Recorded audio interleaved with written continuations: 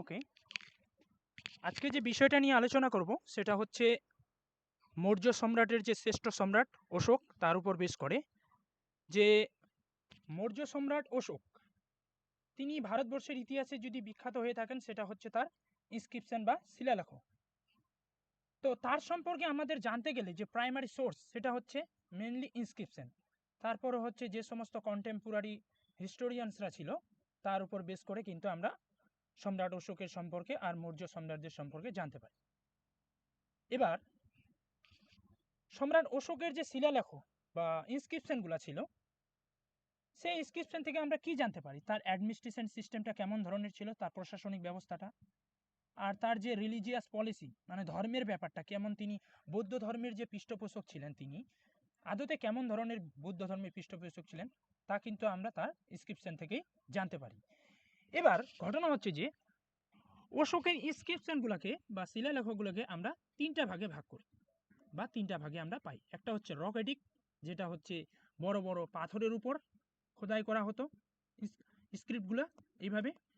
আর একটা হচ্ছে pillar, pillar মানে হচ্ছে এরকম করে উঁচু উঁচু পিলার থাকতো গোল গোল করে, তার দেওয়ালের মধ্যে বিভিন্ন স্ক্রিপ্টগুলো খোদাই করে থাকতো। আর তিন নম্বরটা হচ্ছে কেপ এডিক্ট, বড় বড় পাহাড় থাকতো তার মধ্যেখানে গর্ত করে গুহা থাকতো, সেগুলোকে বলা হয় কেপ মানে হচ্ছে গুহা, তার মধ্যে গুহা থাকতো, সেখানে দেওয়ালের মধ্যে বা সেই বড় বড় গুহার মধ্যে করে স্ক্রিপ্টগুলো খোদাই করে লিখে রাখতো। এবার এখান থেকে যে বিষয়টা আমাদের বেসিক বিষয়টা জানতে হবে যে তার যে এই যে বিভিন্ন ধরনের আমরা তিন ধরনের মানে ইনস্ক্রিপশন পাচ্ছি, একটা হচ্ছে রক এডিক্ট, একটা হচ্ছে পিলার এডিক্ট, আর হচ্ছে কেভ এডিক্ট। তাহলে এই ইনস্ক্রিপশনগুলোতে তিনি চার ধরনের স্ক্রিপ্ট ব্যবহার করছে। এই স্ক্রিপ্টগুলো এখানে আমি দিয়েছি। একটা হচ্ছে ব্রাহ্মী স্ক্রিপ্ট, খারষ্টি, আর এই খারষ্টি থেকে আবার আরামাইকের উদ্ভব হচ্ছে, আর হচ্ছে গ্রিক। তার মানে আমরা চার ধরনের স্ক্রিপ্ট পাচ্ছি, একটা হচ্ছে ব্রাহ্মী, একটা হচ্ছে খারষ্টি, আর একটা হচ্ছে গ্রিক, আর একটা হচ্ছে আরমাইক।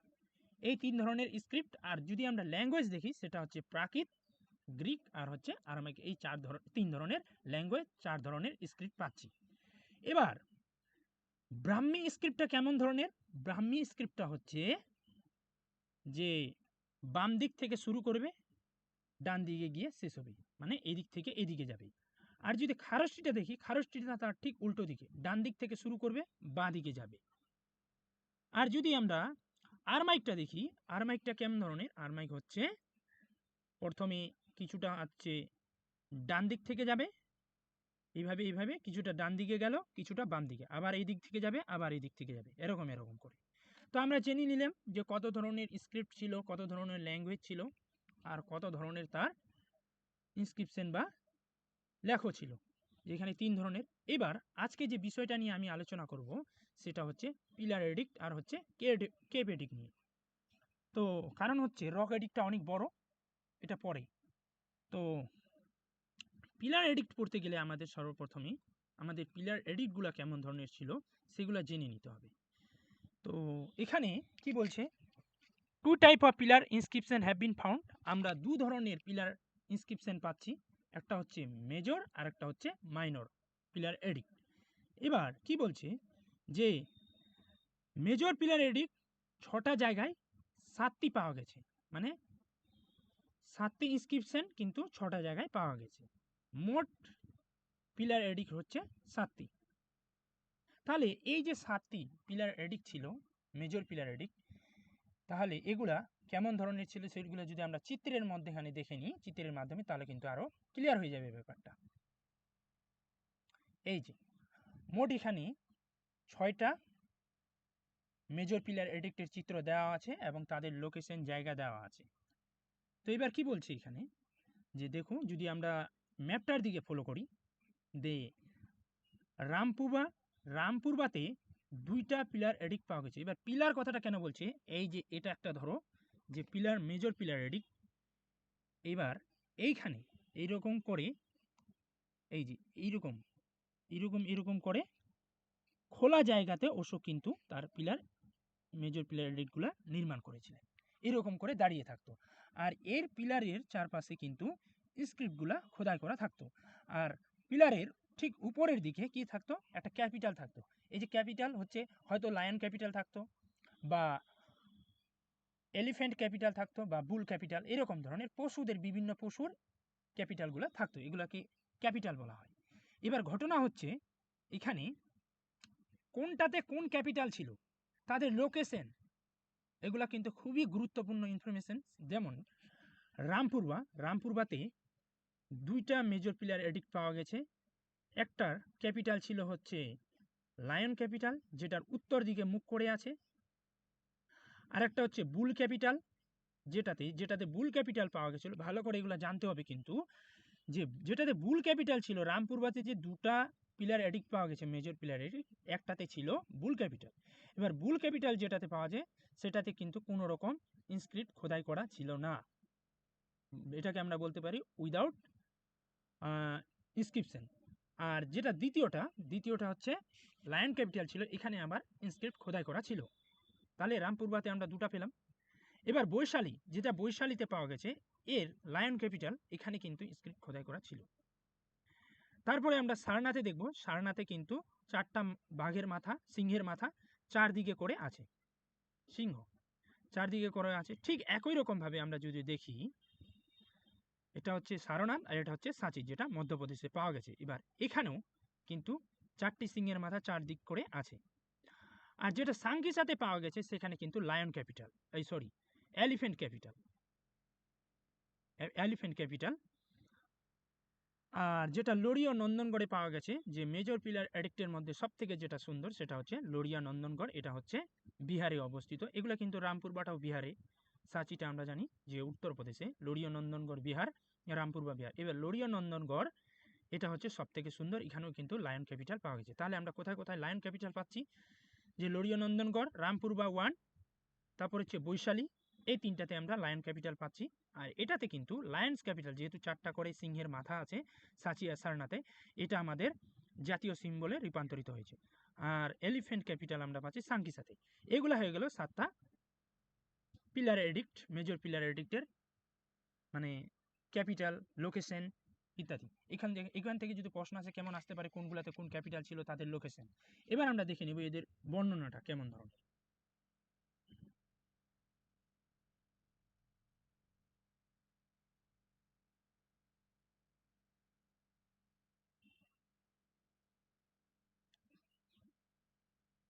এই যে এখানে দেওয়া আছে, এবার আমরা একে একে ভালো মতো করে এগুলো জানবো।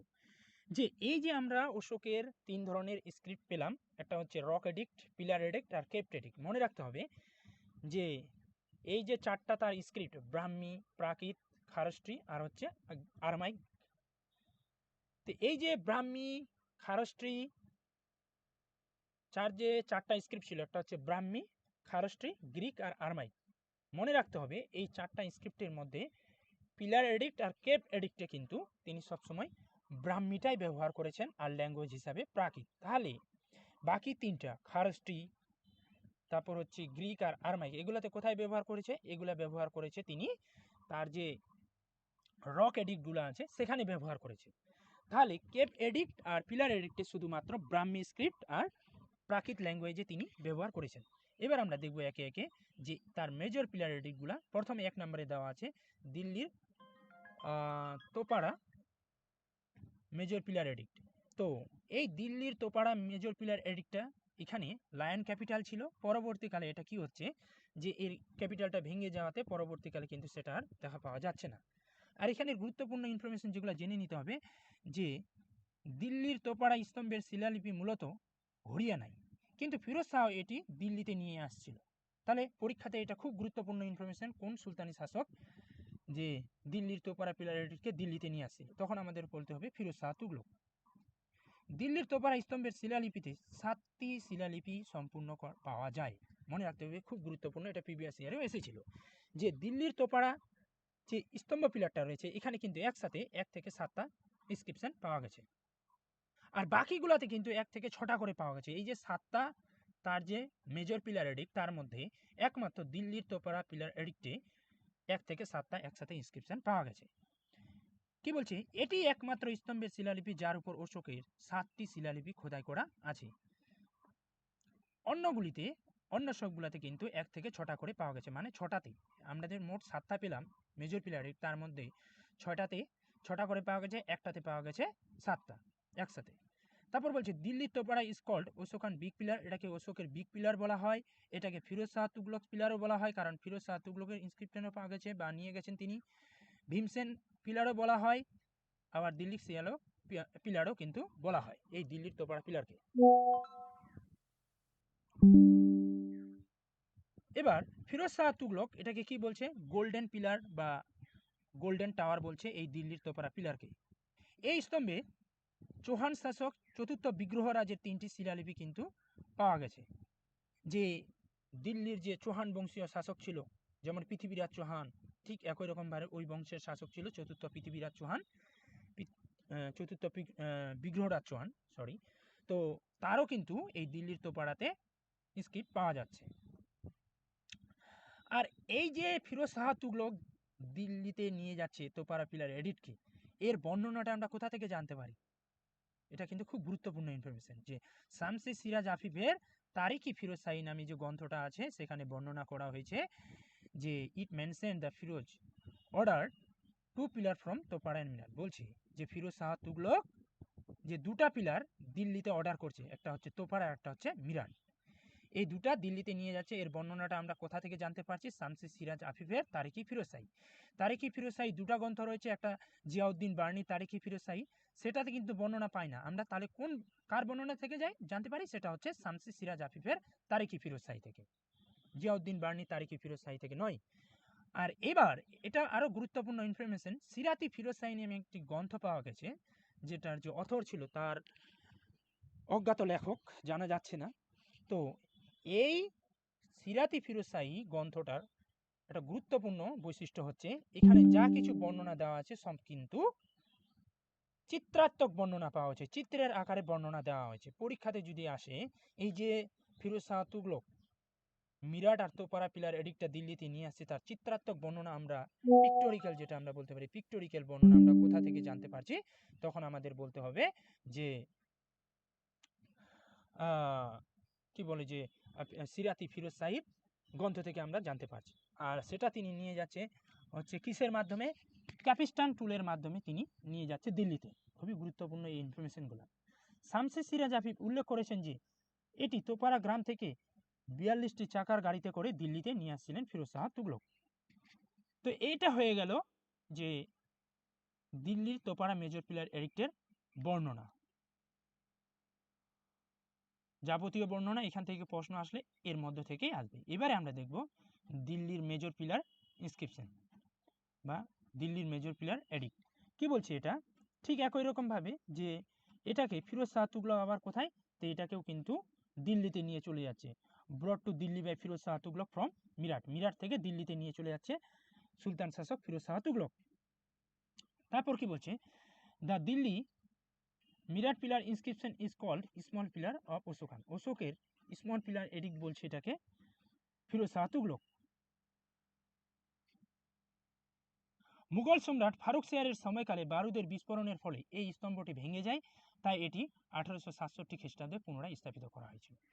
যে দিল্লির যে একজন সম্রাট ছিলেন ফারুক শেয়ার, তার সময়কালে কিন্তু এই মিরাট পিলারটা কি বলছে, বারুদের বিস্ফোরণের ফলে কি হয়ে যাচ্ছে, যে ভেঙে যাচ্ছে, ভেঙে যাওয়াতে কিন্তু পুনরায় এটাকে আবার প্রতিষ্ঠান করা হচ্ছে 1867 সালে। এটা হয়ে গেল তাহলে মিরাট পিলারের। এবারে দেখব আমরা যে 3 নাম্বার লোরিও অরোরাজ মেজর পিলার ইনস্ক্রিপশন। এইখানে খুব একটা বিশেষ বর্ণনা জানার দরকার নেই, শুধুমাত্র আমরা এখানে দেখে নিব যে এটা লোকেশনটা কোথায়। এটা হচ্ছে বিহারে অবস্থিত, চম্পারণ ডিস্ট্রিক্টে। আর এটার পিলারটা কি ছিল? এটা হচ্ছে গরুড় পিলার ছিল, গরুড় পিলার খুব গুরুত্বপূর্ণ। কোথাও আর গরুড় পিলার পাওয়া যাচ্ছে না, একমাত্র লোরিও অরোরাজে এই পিলার পাওয়া যাচ্ছে। আর হচ্ছে 4 নম্বরে আমরা দেখি লোরিও নন্দনগড় মেজর পিলার ইনস্ক্রিপশন। এটা হচ্ছে অশোকের মধ্যে সবথেকে সুরক্ষিত আর সব থেকে সুন্দর। এবার কেন সব থেকে সুরক্ষিত সুন্দর বলছে, এটা আমরা বর্ণনার মধ্যেই পেয়ে যাব। এটাও কিন্তু বিহারের চম্পারণ ডিস্ট্রিক্টের অবস্থিত। লোরিয়া নন্দনগড় ইজ দ্য সেফড and most beautiful of the pillar inscription. অশোকের পিলার ইনস্ক্রিপশনের মধ্যে সব থেকে এটা সেফটের মধ্যে সুরক্ষিত আর হচ্ছে সব থেকে সুন্দর ছিল। আর এটার গুরুত্বপূর্ণ ইনফরমেশন হচ্ছে এই ইনস্ক্রিপশনে সম্রাট ঔরঙ্গজেব, মোগল সম্রাট ঔরঙ্গজেবের ইনস্ক্রিপশনও আমরা পাচ্ছি। কি বলছি, it has an inscription of Aurangzeb and also an inscriptions of British survivor যে ছিলেন বুয়েরারও ইনস্ক্রিপশন আমরা পাচ্ছি। বুয়েরার আর হচ্ছে ঔরঙ্গজেবের ইনস্ক্রিপ্ট কিন্তু আমরা এই লোরিও নন্দনগড় মেজর পিলার এডিক থেকে পাচ্ছি। আর এবার এর ক্যাপিটাল কি রয়েছে, এটাতে কিন্তু লায়ন ক্যাপিটাল রয়েছে। আমি একটু আগেই দেখালাম যে লোরিও Nandangarh major pillar ইনস্ক্রিপশনে lion capital রয়েছে। শীর্ষটি পদ্মের আকৃতি, যার উপর একটি সিংহের উত্তর দিকে মুখ করে দাঁড়িয়ে আছে। আমি একটু আগেই বললাম যে এই যে লোরিও নন্দনগড় মেজর পিলার এডিক্টার এর লায়ন ক্যাপিটাল রয়েছে, সিংহের ক্যাপিটালটা, এই সিংহটা কোন দিকে মুখ করে দাঁড়িয়ে আছে, সেটা হচ্ছে কিন্তু উত্তর দিকের মুখ দিয়ে ওখানে লায়ন ক্যাপিটালটা রয়েছে। এবার কি বলছে, শীর্ষের নিচে 5টি রাজহাঁস সারিবদ্ধভাবে খোদাই করা আছে, মানে 5টি রাজহংস সারিবদ্ধভাবে রয়েছে। আর এই হাঁসগুলা কি করছে, মুক্ত কুড়াচ্ছে। এই স্তম্ভের একটি ময়ূরেরও খোদাই করা আছে। এই জন্যই কিন্তু এটা খুবই গুরুত্বপূর্ণ আর সুন্দর যে লায়ন ক্যাপিটালের চারপাশে আবার 5টি রাজহংস রয়েছে, তার এই হাঁসগুলি আবার মুক্ত কুড়াচ্ছে, সেখানে দেখিয়েছে অশোক। আবার ময়ূরেরও খোদাই করা রয়েছে। কি বলছি, it also has a Devanagari inscription. এই কারণেই তো এটা বৈচিত্র্যপূর্ণ আর খুব গুরুত্বপূর্ণ। এখানে দেবনগরী ইনস্ক্রিপশনও কিন্তু রয়েছে এই লোরিও নন্দনগড়ে। এটা কে ক্লেম করছে, সেটা হচ্ছে রাজা অমর সিং। এটা বলছেন যে এই লোরিও নন্দনগড় মেজর পিলার ইনস্ক্রিপশনে নাকি দেবনগরী ইনস্ক্রিপশনও পাওয়া গেছে। এবার আমরা দেখব যে লোরিও অরোরাজ আর লোরিও নন্দনগড় এই যে নাম, এটা কে দিয়েছিল। এটা এই নামগুলা প্রথমে পাওয়া গেছিল কিন্তু রাধিয়া মাধিয়া নামে। এটার নামটা দিয়েছিল হচ্ছে হংসন। এই যে হংসন, এর নামগুলা দিয়েছিল রাধিয়া মাধিয়া। কিন্তু তাহলে লোরিও অরোরাজ আর লোরিও নন্দনগড় এই নামগুলো কে দিয়েছে, সেটা হচ্ছে যে লর্ড ক্যানিংহাম এর নামগুলা দিয়েছিল লোরিও অরোরাজ আর লোরিও নন্দনগড়। এবার রামপুর বা মেজর পিলার ইনস্ক্রিপশন খুবই গুরুত্বপূর্ণ। রামপুর বা মেজর পিলার ইনস্ক্রিপশন, এটা আমি বললাম যে এটাও কিন্তু ওই চম্পারণ ডিস্ট্রিক্টের বিহারে অবস্থিত। এটা আবিষ্কার করেছিল, সেটা হচ্ছে 1872 সালে কার্লাইল দ্বারা। এখানে 2টি স্তম্ভ পাওয়া গেছে, এটাই এর গুরুত্বপূর্ণ ইনফরমেশন যে রামপুরবাতে আমি একটু আগে বললাম যে 2টি স্ক্রিপ্ট পাওয়া গেছে, মানে মেজর পিলার পাওয়া গেছে, যেটাতে কি বলছে, একটাতে লেখযুক্ত আর একটা কিন্তু লেখবিহীন। একটাতে লেখযুক্ত, একটাতে লেখবিহীন। লেখযুক্তর শীর্ষে মানে ক্যাপিটালটা রয়েছে সিংহের, আর লেখবিহীনের শীর্ষের যে ক্যাপিটাল রয়েছে সেখানে কিন্তু ব্রিজ বা আমরা বলতে পারি বুল। এখানে কি বলছে, this is the only pillar on which a bull is made. বলছে এটা একমাত্র পিলার যার ক্যাপিটাল রয়েছে বুল। এবার বুল যে মানে বৃষভ যে পাওয়া গেছে, পরীক্ষাতে আসতে পারে কোন ইনস্ক্রিপশনই বুল ক্যাপিটাল পাওয়া গেছে। তো যেহেতু এটা একমাত্র, এই জন্য এটা ইউনিক বলতেই পারে, এক কথায় দিতে পারে, এটা মনে রাখতে হবে। 6 নম্বরে হচ্ছে প্রয়াগ বা এলাহাবাদ মেজর পিলার এডিক্ট। এখানে ক্যাপিটাললেস, খুব গুরুত্বপূর্ণ যে প্রয়াগ বা এলাহাবাদ যে মেজর পিলার ইনস্ক্রিপশনটা পাওয়া গেছে সেখানে কিন্তু কোনো রকম ক্যাপিটাল ছিল না। It was brought from Kosambi by Akbar. আর এটা মোগল সম্রাট আকবর কিন্তু নিয়ে যাচ্ছে কোথায়, কোসাম্বিতে নিয়ে যাচ্ছে। আর এটা কোথায় প্রতিষ্ঠা করছে, এলাহাবাদে। সম্রাট আকবর এটা নিয়ে গিয়ে কোথায় প্রতিষ্ঠা করছে, সেটা হচ্ছে এলাহাবাদে। এখানে গুপ্ত সম্রাট সমুদ্রগুপ্ত ও মুঘল সম্রাট জাহাঙ্গীরের লেখ কিন্তু পাওয়া যায়। আর রমিলা থাপার এই যে প্রয়াগ মেজর পিলার এডিক্টটা রয়েছে, একে কি বলেছে, হিস্টোরিক্যাল প্লিমসেট বলেছেন।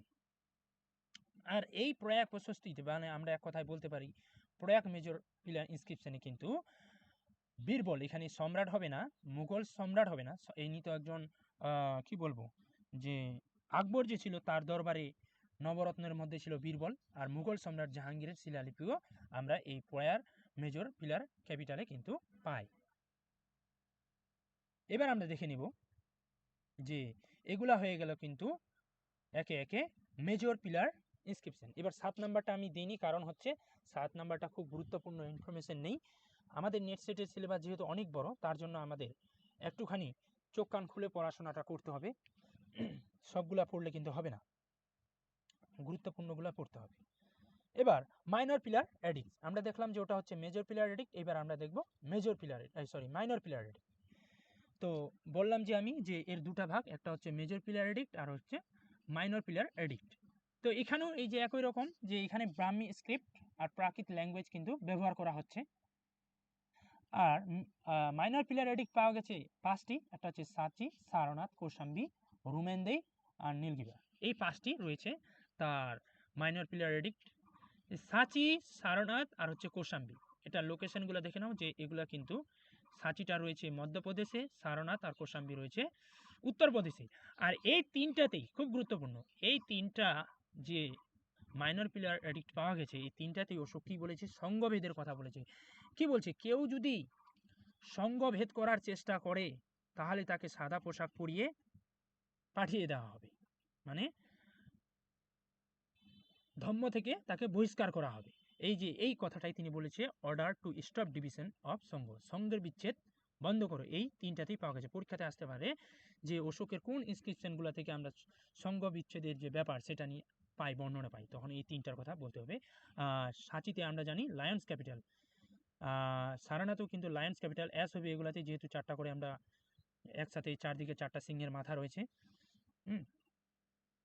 কি এখানে বর্ণনা দিয়েছে, Ashoka declares that if any Monk, মানে হচ্ছে এখানে সন্ন্যাস, আর নানস মানে হচ্ছে সন্ন্যাসিনী, এক কথা আমরা বলছি ভিক্ষু আর ভিক্ষুনি, does not follow the rules made by Buddha, যদি বুদ্ধের যে তৈরি করা নিয়ম কেউ যদি কোনো যদি ভিক্ষু বা ভিক্ষুনি অমান্য করে, then he should be made to wear white cloth and expelled from the community, তাকে সাদা পোশাক পরিয়ে কমিউনিটি থেকে কিন্তু বহিষ্কার করা হবে, এটা সম্রাট অশোক ঘোষণা করছেন। তো সঙ্গ বিচ্ছেদের কথা আমরা এই তিনটা থেকে জানতে পারছি। সারনাথ আমরা দেখব, দেয়ার আর 3 inscription mention on this pillar, এখানে 3টা ইনস্ক্রিপশন পাচ্ছে, এই 3টা কার কার। তো কি বলছে প্রথমটা, the first inscription in Brahmi script of Ashok, Ashokan period in which Ashok orders his মহামাত্রস to prevent division in the Sangha. এখানে অশোক প্রথম যে আমরা ইনস্ক্রিপশনটা পাচ্ছি সেটা হচ্ছে সম্রাট অশোকের। এখানে অশোক তার মহামাত্রদের বলছেন যে কেউ যদি সঙ্গ বিচ্ছেদ করার চেষ্টা করে তখন তার যথাযুক্ত ব্যবস্থা নেওয়া হোক। আর সেকেন্ড ইনস্ক্রিপশনটা যদি দেখছি আমরা, আর আরেকটা কথা মনে রাখছে যে এখানে সঙ্গবিদের যে ব্যাপারটা সেটাকে তাদেরকে রক্ষণাবেক্ষণ বা দেখার দায়িত্ব দিচ্ছে মহামাত্রদের, সেটাও কিন্তু আমরা সারনাথ থেকে পাচ্ছি। আর সেকেন্ডটা আমরা পাচ্ছি, the second inscription is from the Kushan period, Kushan যে পিরিয়ড সেই সময়কার আমরা পাচ্ছি সম্রাট এই কি ওর নাম বলে যে কনিষ্কের সময়কালের আমরা স্ক্রিপ্ট পাচ্ছি এই সারনাথে। আর থার্ড স্ক্রিপ্টটা সেটা হচ্ছে গুপ্তদের সময়কালে। আর এখানেও কিন্তু সারনাথে ওই যে লায়ন্স ক্যাপিটাল চারদিকে 4টা সিংহ রয়েছে। এবার বলছে কোসাম্বি মাইনর পিলার এডিক্ট, খুব গুরুত্বপূর্ণ এটা কোসাম্বি মাইনর পিলার এডিক্টটা। কেন, Kosambi's minor pillar inscription Allahabad mention donation made by Ashokan queens Karuvaki. এবার অশোকের একজন স্ত্রী নাম ছিল হচ্ছে কারুবাকি, তিনি ভিক্ষুদের যে দান করছেন তার বর্ণনা আমরা একমাত্র এই কোসাম্বি মাইনর পিলার এডিক্ট থেকেই কিন্তু জানতে পারছি। এই জন্য এই পিলারটাকে আবার কি কুইন এডিক্টও বলা হয় বা ডোনেটিভ এডিক্টও কিন্তু বলা হয়। তো এখানে মনে রাখতে হবে যে অশোকের কোন স্ত্রীর নাম আমরা ইনস্ক্রিপশন থেকে জানতে পাচ্ছি, একমাত্র কারুবাকির নাম কিন্তু জানতে পাই। এখানে কি বলছি, hence it is called the queen inscription, এই কারণে এটাকে আবার কি বলা হয়, কুইন ইনস্ক্রিপশনও কিন্তু বলা হয়। সঙ্গের বিভাজন রোধ করার বিষয়ে কৌশাম্বীতে আদেশ করেছিলেন সম্রাট অশোক যে কেউ সঙ্গ বিভাজন বা বিচ্ছেদ করার সৃষ্টি করবে, সে সন্ন্যাসী হোক বা সন্ন্যাসিনী হোক, তাকে সাদা পোশাক পরিয়ে সঙ্গ থেকে বহিষ্কার করা উচিত। এটা অশোক এই যে আমি বললাম সাঁচি, সারনাথ আর কোসাম্বী তিনটাতেই কিন্তু তিনি বলে গেছেন। অশোকের রানী কারুবাকি, তার যে রানী কারুবাকি তার স্ত্রী আর তার পুত্র তিবরের মার নাম হচ্ছে কারুবাকি। আর তার মানে অশোকের স্ত্রীর নাম কারুবাকি, তার পুত্র তিবরের বর্ণনা আমরা এই কোসাম্বী ইনস্ক্রিপশন থেকে কিন্তু পাচ্ছি। পরীক্ষাতে আসতে পারে, খুব গুরুত্বপূর্ণ যে অশোকের কোন পুত্রের নাম আমরা ইনস্ক্রিপশন থেকে পাচ্ছি বা সেই ইনস্ক্রিপশনটার নামে বাকি, তখন আমাদের বলতে হবে কোসাম্বী মাইনর পিলার এডিক্ট, সেখানে তার পুত্র তিবরের বর্ণনা পাচ্ছি আর কারুবাকি একমাত্র পুত্র তিবরের বর্ণনা আর কারুবাকি। তার তো অশোকের তো অনেক স্ত্রী ছিল 4-5 জন, তার মধ্যে শুধুমাত্র কারুবাকির নামই আমরা কিন্তু এই অশোকান ইনস্ক্রিপশন থেকে জানতে পার। আর তার একমাত্র পুত্রও অনেক ছিল, তার মধ্যে তিবরের নাম আমরা পাচ্ছি এই অশোকান ইনস্ক্রিপশন থেকে। তিবর ও কারুবাকি ছাড়া অশোকের পরিবারের অন্য কোনো সদস্যের নাম কিন্তু অশোকের শিলালিপিতে আমরা পাই না। এবার হচ্ছে রোমানদের মাইনর পিলার ইনস্ক্রিপশন, খুব গুরুত্বপূর্ণ একটা ইনস্ক্রিপশন মাইনর পিলারের রিক্টের মধ্যে, যে রোমানদেই। এখানে কি বলছে, এটা কোথায়, মানে লোকেশনটা আমাদের প্রথমে দেখে নিতে হবে। আর এটাকে আবার কি বলা হয়, রোমানদেই মাইনর পিলার ইনস্ক্রিপশনকে স্মৃতি স্তম্ভের শিলালিপি বলা হয়, কমেমোরেটিভ, কারণ বা আমরা মেমোরি বলতে পারি।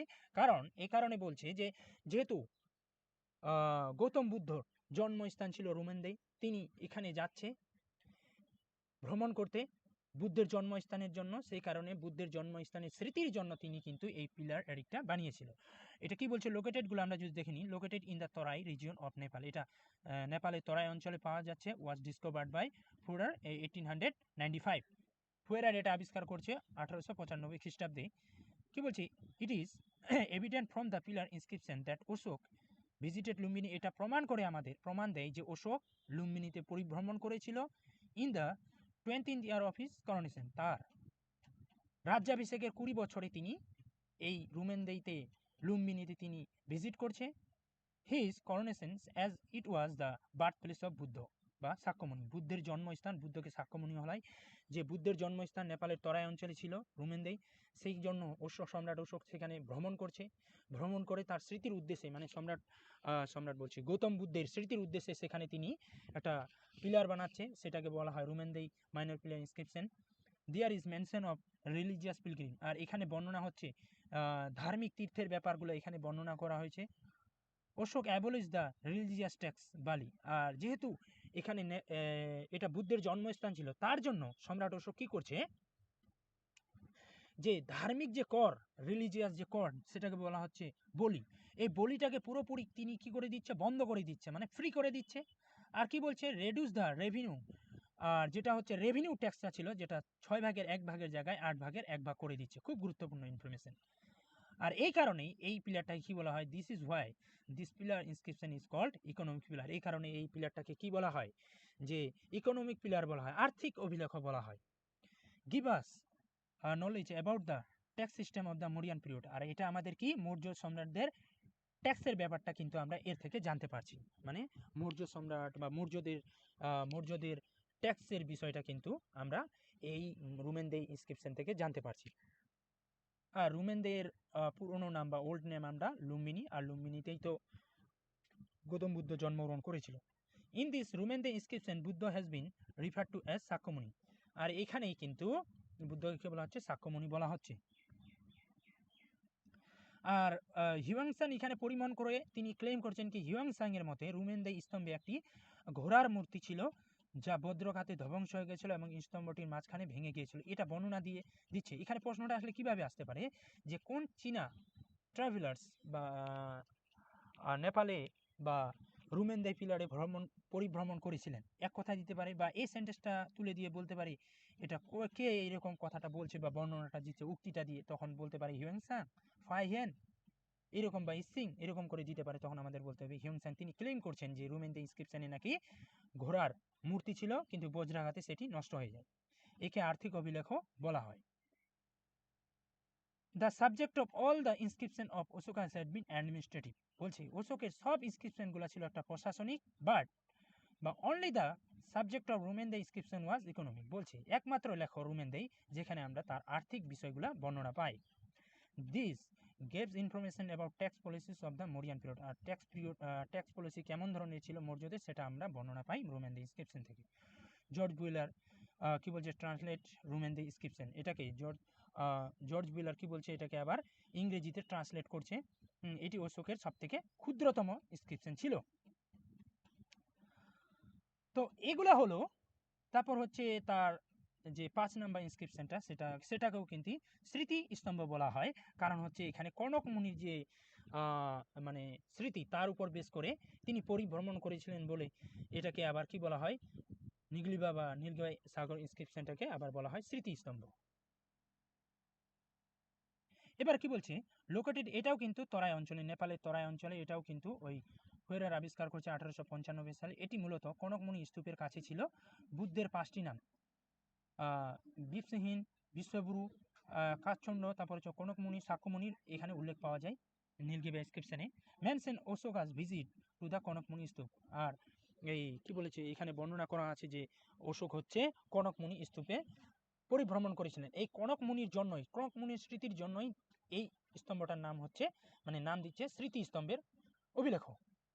হিউয়েন লিখেছেন যে তিনি কপিলাবস্তু থেকে প্রায় 20 কিলোমিটার দূরে অবস্থিত কনকমুনি স্তূপের কাছে ভ্রমণের সময় এই স্তম্ভের শিলালিপি দেখেছিলেন এবং স্তম্ভের শিলালিপির সিটে একটি সিংহমূর্তি।